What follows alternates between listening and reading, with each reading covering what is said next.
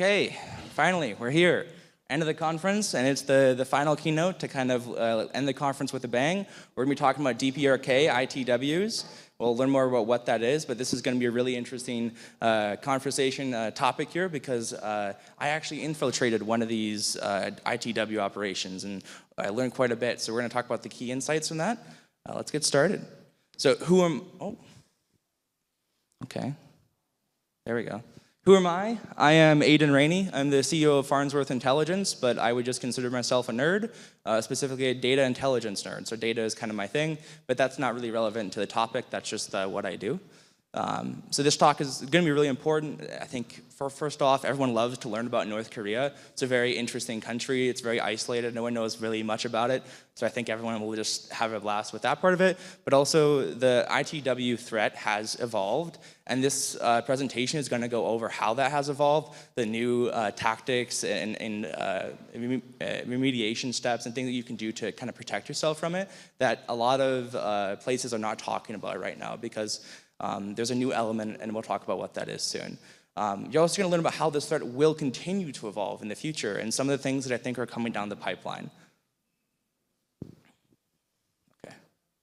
So some basic terminology just in case. DPRK stands for Democratic People's Republic of Korea, and that is the official name. We're going to be using both interchangeably for this presentation though. Additionally, ITW stands for Information Technology Worker, and it's kind of used interchangeably to describe both the individuals doing this fraud and also the threat itself. KVM stands for Keyboard, Video, and Mouse, and is a term that is used to describe the hardware switches that allow a user to control multiple computers from like a single set of keyboard and mouse. So what is the kind of the North Korean ITW threat for anybody who doesn't know what the hell I'm talking about? North Koreans will basically apply for and actually work remote jobs to generate income for the North Korean government. DOJ indictments specifically say that it actually generates income for the weapons of mass destruction program.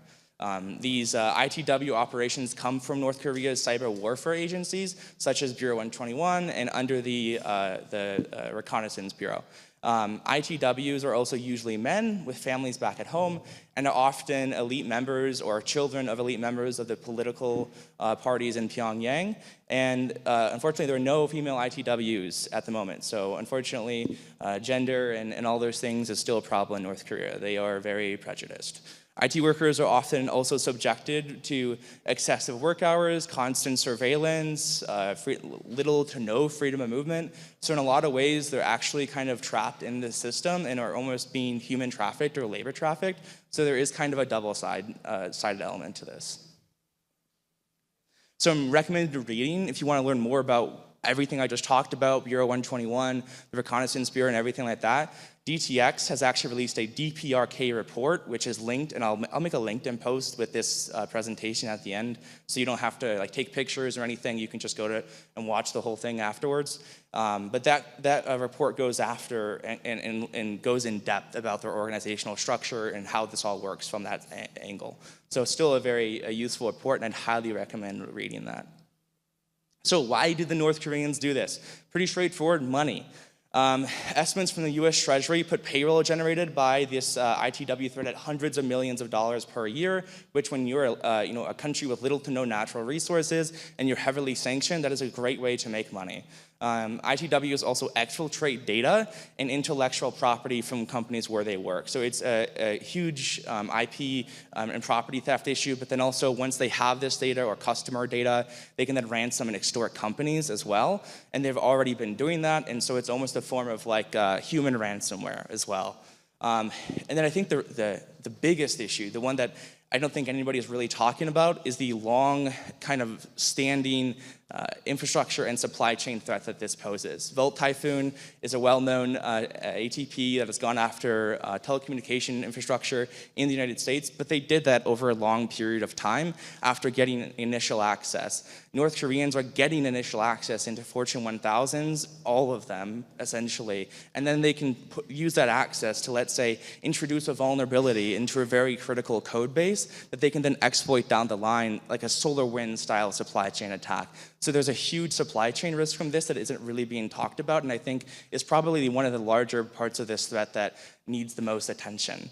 Where are they doing this from? Not North Korea. They work in small groups all throughout the world, but primarily in the APAC region, especially in countries that have strong ties with North Korea, like Laos. But they also have operations in China and in Russia, especially near the border with North Korea.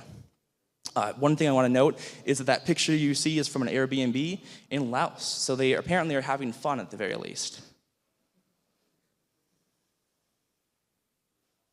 Okay, so how do they do this? It's not as simple as just applying for jobs, right? They have to make a fake identity. They have to look like an American citizen or a European citizen that could legitimately work these jobs. They have to create that fake work history, the fake GitHub with real commits and everything. And so they create this identity.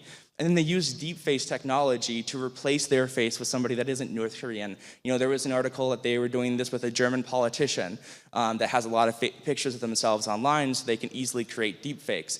And they can use these deepfakes live in meetings with open source software like this Deepface Live you see here. So it's very convincing to the uninformed, and it's not easy to tell that it's deepfake initially.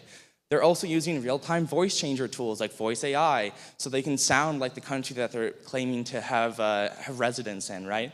But the more important part, the part that we're going to talk about today, is the American facilitators. Because more and more they are using American facilitators, people in the United States that have citizenship, a legal right to work, and a legitimate work history to gain these jobs. And they're not just using their identities. I mean, sure, they take their LinkedIns and make a fake one with it, right? They've done that. But they're also directly recruiting them, getting them to make accounts for them, getting them to set up laptop farms for them, getting them to transfer money around and attend meetings and go to interviews and do this whole charade for them so that it looks incredibly real.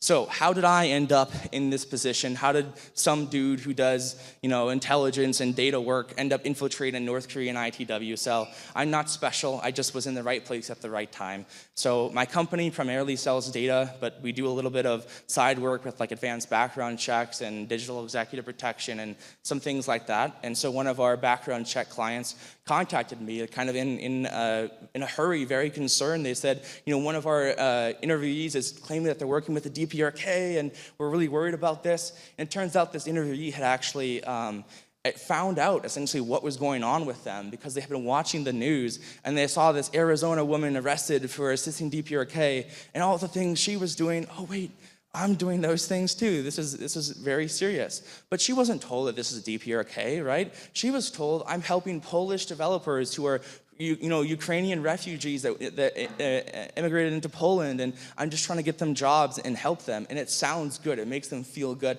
It's a believable story. And that's how they get in. So we reached out to this person. We found out where they got those messages, which was freelance platforms. A big surprise there. And so we essentially went on to those freelance platforms and we said, do we have those same messages? And it turns out we did. So we played the part. I told them, hey, I'm interested in becoming a facilitator. Some friend told me about this. I'm real interested. I got them, excited because, on my resume I'm an actual software developer. I have the background, and then I'm also in the government space a little bit, and so maybe they can get me some government jobs and steal some American secrets, right? Wouldn't that be interesting? And they fell hook and sinker for this. And I ended up getting on a call with them shortly after to discuss the logistics, and we're going to watch that call right now. I just want to make one note, by the way. I cut out a part of this call that I wanted to add back in before this talk, but I didn't get a chance. It is the section where they talk about how they're bypassing detection from EDR for software that they're installing like AnyDesk. And this is really important because this is how they're doing it right now. They're using tools like WebEx or Teams that have take control features, like you can request somebody to give control of your computer to them, which is essentially remote desktop software embedded into whitelisted software that people use on a daily basis, like WebEx. And they're using that to get control of employee devices from the facilitators without any detection happening. So that won't be in the video, but now you know.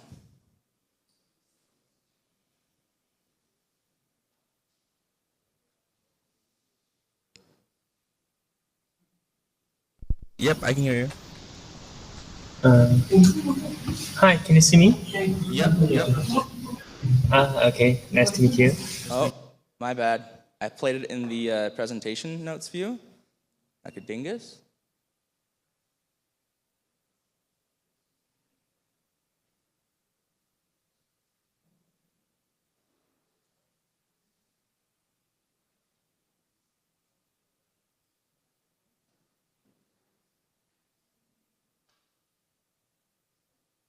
Oh, come on.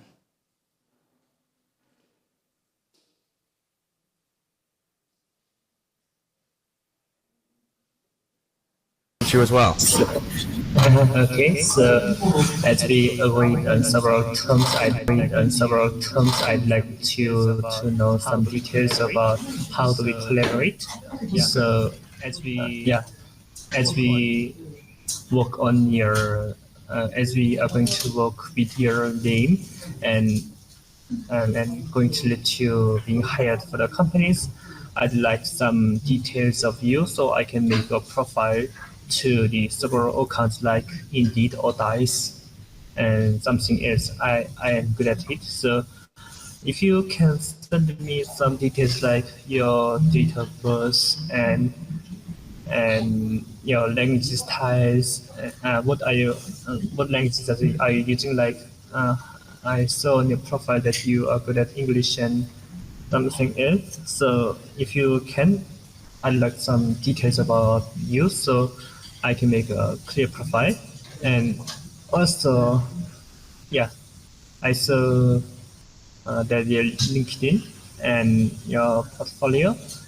About LinkedIn, I have no problem. And about the portfolio, I'd like to change some things like you mentioned that you have a React experience about 1 year.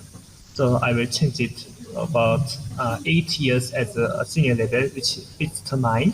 So if you can send me your portfolio projects, I will update it with the senior level.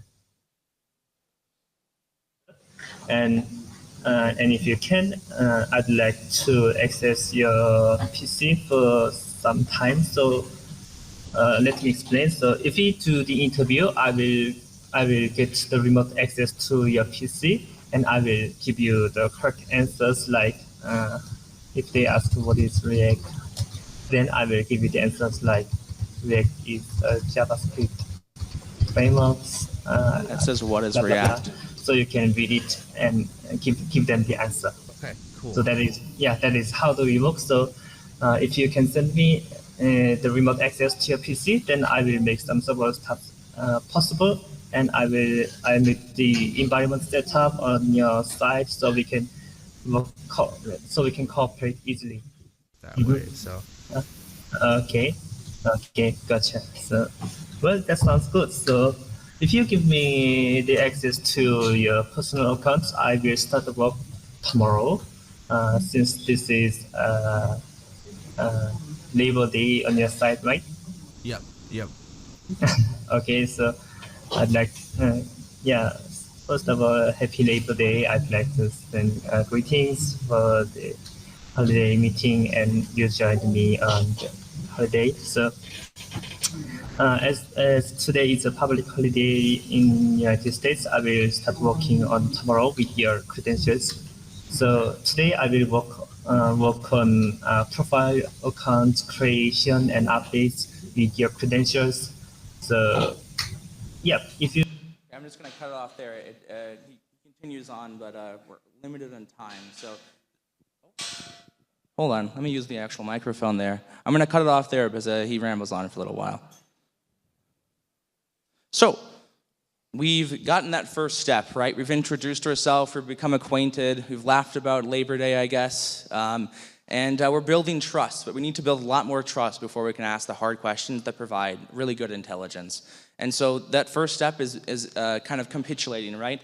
I wanted to make them believe that I was actually going to go through with this. So I let them create these synthetic accounts in my name. I kept access to all the accounts and control over them, and I have access to those accounts to this day. And they created this LinkedIn. They also created resumes, Indeed profiles, a Gmail account, all sorts of different things so they can actually start applying for jobs in my name. I also set up a fake bait device in the cloud and a Rusk desk relay server for them. That is essentially a self-hosted AnyDesk type installation.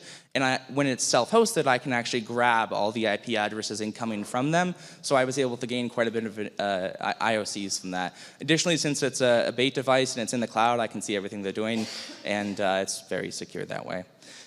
Additionally, after earning their trust, I was able to get a second call, and I think this is going to be much more interesting. This goes over some of the more, I would say, intelligence pieces of this investigation. So in this second call, I asked them a lot of questions. I asked them, hey, how do I pay you? What payment methods can I use? Will I work multiple jobs at once? And if so, how? What happens if I get caught or found out? Is this illegal? Because again, they lied to that other person saying that it's fine, we're Polish developers, right? This is totally okay. But it's not. And unfortunately, I just realized we only have about 7 minutes left. And this video is about 4 minutes long, so we can come back to it, but I don't know if I will be able to show it. So I will show the slide here, though, and this will be available. I'll post it on LinkedIn. There's a link to the video at the bottom if you want to just take a picture of it. But we're going to come back to this because I don't know if we have enough time. So after I asked all those questions, gained all this intelligence, there's still one more step, right? How are they actually getting the jobs? How are they helping these facilitators lie to these interviewees? How does that process work? So we went through those steps. They actually started applying for jobs with my information, and they got an interview. We actually interviewed with a U.S. contractor, a U.S. government contractor in the geospatial intelligence space for a public trust position. So there's no way I'm taking this if we ever got offered it, but I went through that process, and we actually got an offer. We got a verbal job offer after 2 interviews for $70,000 a year for a government position with the assistance of a North Korean ITW, and it was easy, if I'm honest. So that is very concerning, right? That it was so simple for someone like myself to make this possible for them, and there are so many other people who could be doing this. So I do also have a video of the interview, but again, we'll come back to that if we have time. So let's talk about how they do it, right? During the interview, they're connecting to your call, to your device. They're looking at the same screen you are, hearing the same interview you are, getting all of that information. And when you have a question you can't answer, they're putting the answer on the screen for you on Notepad. They're just going to kind of guide you through that process for them, and you become a parrot for North Korea.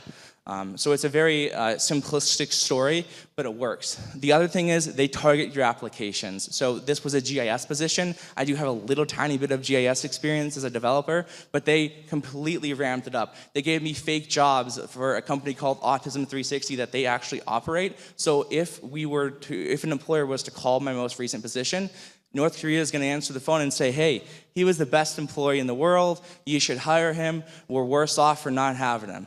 They can just lie and make all of this up. Additionally, since it's their company, they can lie about what I worked on, what projects I worked on, and what experience I actually have. They also made up contracting positions because even though it's not on my resume or my digital footprint, if it's a contract, I can just say it was under NDA and I can make all of this up. And so that was their way of creating an experience where there really shouldn't have been any experience. So again, we do have the interview recorded as well, but I don't know if we'll have time, so we'll come back to it. Oh, hold on. Okay, so where do I go from here? Well, first off, I called that company and told them I don't want the job and please do not go any further. Do not want to get in trouble. So the second step is I called the feds because I just spent 3 months interacting with North Koreans and it looks really bad. So after I gathered all this information, I tried to reach out through the normal routes, tip lines, IC3, anything I could do, but it's, as I'm sure some of you have experienced, that can be really challenging. So I had a friend at Mandiant who was already working the DPRK topic, and I knew they were working with the FBI because they had shared some intelligence publicly. So I ended up getting my intelligence shared with them, and I got an, okay, great. I still don't know if I can talk about this. So I end up having to go through a whole series of interesting events, but eventually I get a meeting with them in person. They meet with me. It was weird, but I got the go-ahead, and here we are talking about it. And I'm not in prison, so I did something right.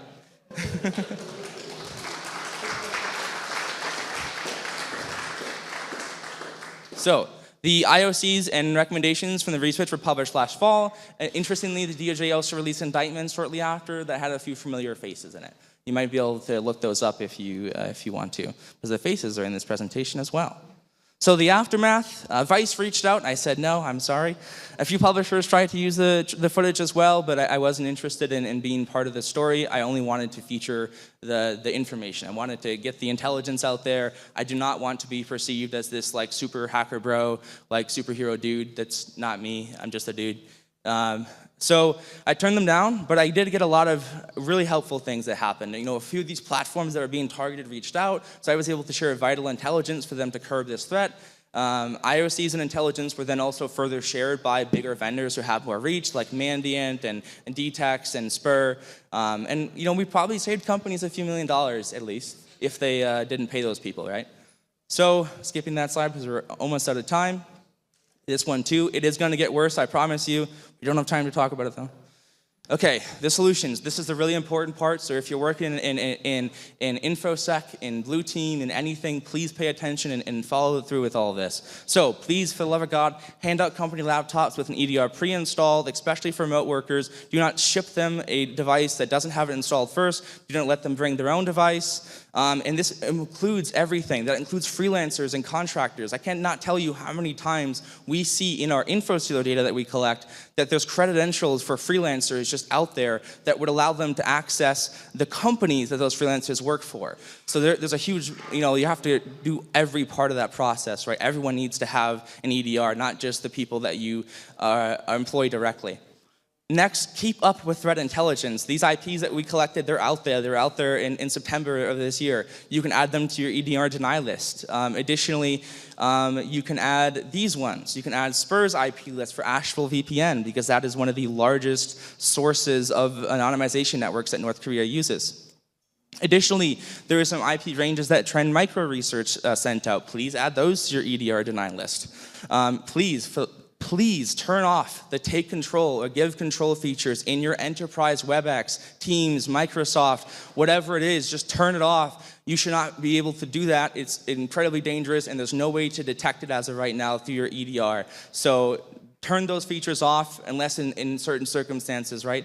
And then additionally, IDEX released a threat advisory page separate from the DPRK report they wrote. And this threat advisory page has an additional large list of essentially indicators and different things you can build EDR and YAR rules around. So go ahead and do that. But at least add the IPs because that is a good first step. There is solutions for HR and recruiters as well, but we are out of time. We have plenty of information about that if you want to watch the presentation or open it up afterwards. But I want to end it off with a bang. Hasta la vista, Ben, which is the name that they gave me of who they were, right? The end of this kind of ends with him changing his profile name to IMDb, and the reason for that is I sent him the article and I said, hey, I'm worried about your safety. This is a human at the end of the day, and they're probably essentially being pseudo-labor trafficked. And in their situation, if this information comes out, maybe the government in North Korea goes after their family. Maybe they go after their kids. So I sent him a message, and they changed their name to IMDb in jest. Whatever, man. I didn't take Vice up on their offer. I didn't take Channel 4 or BBC up because it's more important for this information to get out, for everyone to actually apply the recommendations I'm giving and to reduce the threat because the supply chain risk is absolutely incredibly bad. That's it. Any questions?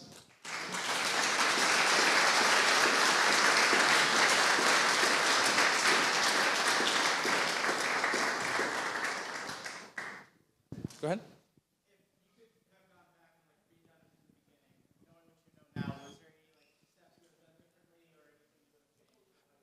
Yeah, I would have recorded everything, not just the fun parts, like everything. Because there was so much I wish I would have had on video. Like actually getting that job offer was kind of crazy. I didn't think that would happen.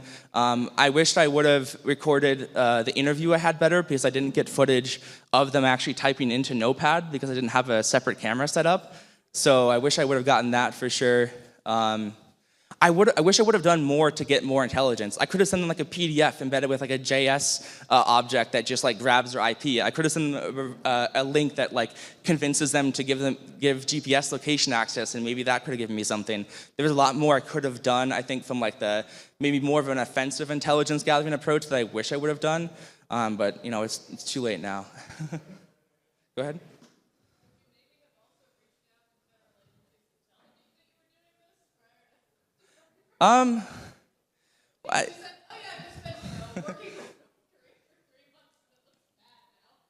Well, I had some, I would say that was a little bit juvenile of me.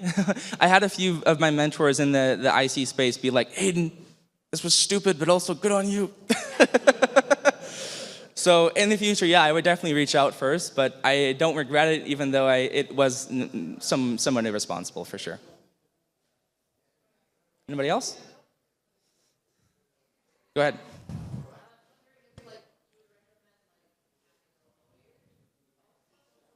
Yeah, I spoke to a few.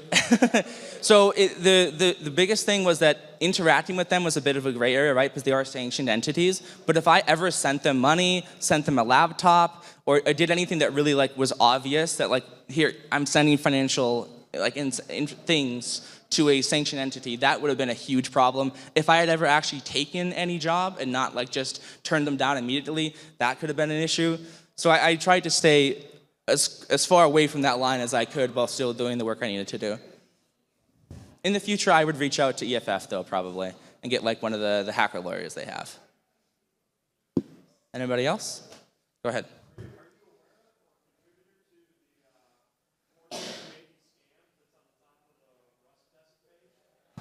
Maybe? I don't know. I have not, but thank you for telling me.